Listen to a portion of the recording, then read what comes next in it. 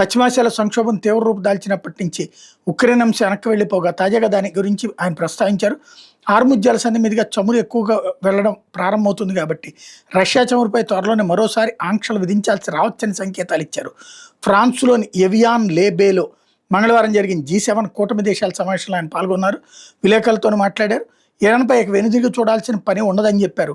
గంటంబావులో ముగిసిన వర్కింగ్ సెషన్లో ఉక్రెయిన్ అధ్యక్షుడు జెలెన్స్కీ కూడా పాల్గొన్నారు. రష్యాపై ఆంక్షలు పెంచాల్సిన అవసరం ఉందని దాదాపు నేతలంతా అభిప్రాయపడ్డారు. ఉక్రెయిన్కి అన్ని విధాల సహకారాన్ని అందించాలన్నారు అన్నటువంటిది హైలైట్ చేశారు. అయితే బీబీజీ రామ్జీ అనంతరించే మన దగ్గరే శ్రీకారం చుట్టాను కేంద్ర ప్రభుత్వం. మంత్రి శివరాజ్ సింగ్ చౌహాన్ చేతుల మీదుగా జూలై 1న ప్రారంభం. ఉప ముఖ్యమంత్రి పవన్ కళ్యాణ్ వెళ్ళే ధృవీకరించిన శివరాజ్ సింగ్ ఢిల్లీలో 3 కేంద్ర మంత్రులతో పవన్ భేటీ.